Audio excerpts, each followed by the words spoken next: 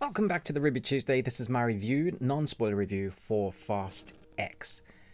At this point, if you're listening to this review, you'll probably want to know if it's kind of like the previous ones. If this, at this point, if you've watched all 9, then you're kind of in it and you understand what these films are about.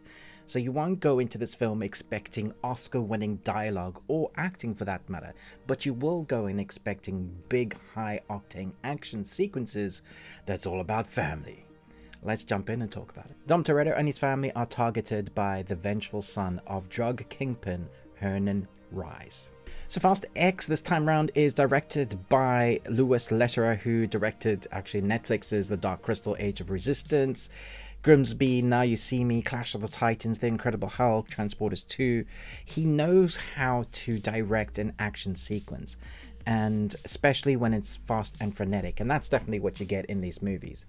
What I wasn't expecting is how slow it kind of starts out. It sets up the premise once we get that initial action sequence of kind of showing us all the characters that are involved again and our big bad, and we'll talk about the actors in it in a minute, but it takes its time to kind of showcase the family unit again, and it really is slow at that pacing. I wasn't expecting that at all. Not boring, but interesting that they went that way. And then once they start getting into those action sequences, there's very little downtime, which has come to be the pacing and the flow of all of the Fast and Furious. Now, I know people will have their Fast and Furious movies that they love and hate. I will be doing a ranking, and you'll see that a few hours from the release of this, including Fast X, and then you can let me know in that video which one you thought is your favorites or how you would rank them. Suffice to say, I was surprised by how much I enjoyed this. Now, going into this, I was having my expectations low of what I thought. My rewatch of all the 9, I finished yesterday, and I have to say 9 is probably one of my least favorites. So I went into this with very low expectations.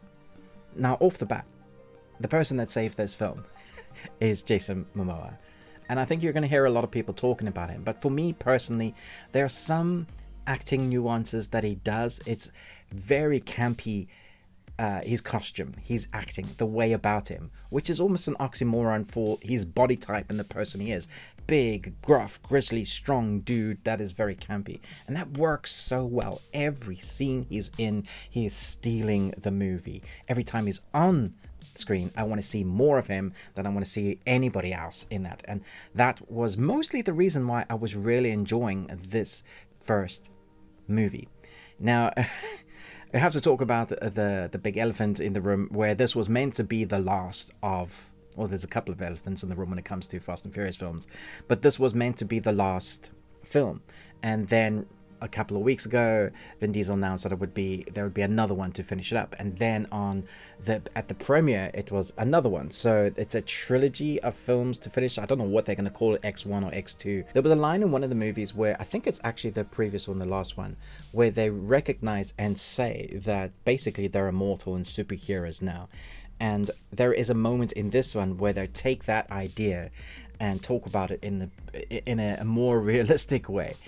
I'm surprised that with all the movies that we've had, I thought this was kind of going back down to a more grounded Fast and Furious, dealing with cars and races. You know, that's not to say that there aren't high octane, massive explosions and things going crazy. Of course there are, and there are crazy stunts. But I think in previous films we've had bigger, not necessarily better, just bigger or crazier. You know, like jumping a car from one skyscraper to another. That's pretty up there. Making your cars fly out of the back of a plane, a number of them on parachutes, that's another big one. Now we're moving. Actually going to space. We're in outer space! I've always wanted the Transformers movie to kind of cross over with the Fast and Furious franchise, and that's why they kind of never died, because they were always somewhat being protected by Transformers that just were looking after these guys doing the world a favor, and it's all about family, and Transformers about family. There are some amazing fight sequences, and that brings me down to the cast that is returning. We have most of our favorites returning. You know, Vin Diesel's obviously Dominic Toretto, and he has like a 3-tiered Dom Toretto. There's the teary-eyed one, there's the angry one, and the slightly stoic one. I think Tyrese Gibson was one of my favorite with Ludacris. Their banter or bickering with each other continues and has been continuing throughout the film, and that works quite well. John Cena, I thought, was excellent in this again. He has on-screen chemistry with Toretto's son. I thought that was really interesting and well done. I really like him as an actor now, going for comedic moments, but also kind of the serious moments. He's not just the big, strong wrestling dude. He does have presence on screen, and I think we're beginning to see him work with that. Love him in his TV series, but this I thought he was good in. Head and cars. Obviously, there's a few other characters. If you've seen the trailer, the number of cast returning, there's obviously big names like Charlize Theron and Brie Larson.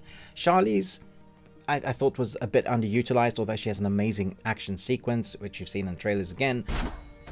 Brie Larson, although she's not in it much, I really liked her character. I thought she was very charismatic and likable, which is good. I think we need that. Alan Ritchson, I thought was excellent as Ames. I like kind of what they were doing with his story. I'm hoping that we're going to get more from that. I mean, the cast is massive. I like the way, particularly how they incorporated a previous storyline to bring this into the front of making it, I guess, realistic in their world. And when it comes to the racing, I think that's all well done. When it comes to the explosions, there's a lot of disbelievability, well, a believability that you have to put aside, you know, from them being immortal to now kind of having superhero powers where people are on wires and flying to each other.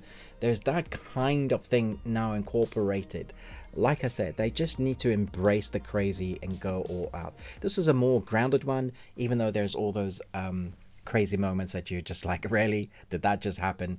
You've seen probably the biggest moments in the trailer. If you've seen the trailer, just those scenes are extended.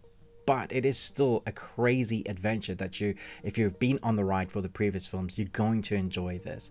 It's very hard for me to be able to review this film, well, at least given a ranking, because on one hand, I know it's not a particularly good film. There are major issues. There's some CGI issues that I was just like, whoa, okay, that just looks completely fake. There are moments where they're cut from one character to be able to be with another character because you know they weren't able to do that. Then there are incredible stunt fight sequences and incredible explosions and incredible maneuvers with cars. So you kind of have to just take it all in hand and go, okay, this is what it is. I've along for the ride for so long. This is what it is. So on a technical or like expertise of a film, it's also excellent. I'm always teetering on down the middle with these Fast and Furious because I enjoyed it, but sometimes they're a one-time watch. But with the elevation of one of the best, if not the best bad guys in the Fast and Furious franchise, this definitely puts it up at a 3.5. I think it is a solid 3.5 movie for enjoyment. And you got one. Congratulations. For nonsense, you would have to rank it lower, but I'm not going to do that because I enjoyed it. Everyone in the cinema that I was with at the multimedia screening in London, which I had the opportunity to go to, loved it. Like, this is a mixed house from press people to influencers to other types of press media people. And there are moments where people were clapping, which is not normally the thing that you do in a British cinema. And then there are other moments where people are like, what? Kind of in squeals of glee, not for long, you know, not like I've seen in American cinemas where they clap for ages. It's just a quick squeal of glee going, oh, I can't believe they just did that. Or laughing because it's nonsense, because what they've just seen, people shaking their heads and laughing at the same time. They can't believe that that's what they've just seen on screen. That's the sort of movie you're in the ride for. So let me know, once you've seen my ranking, what you thought of it, and also if you want me to do spoilers when it comes out. Thanks so much for watching, but most of all, until next time, remember, live long and Tuesday.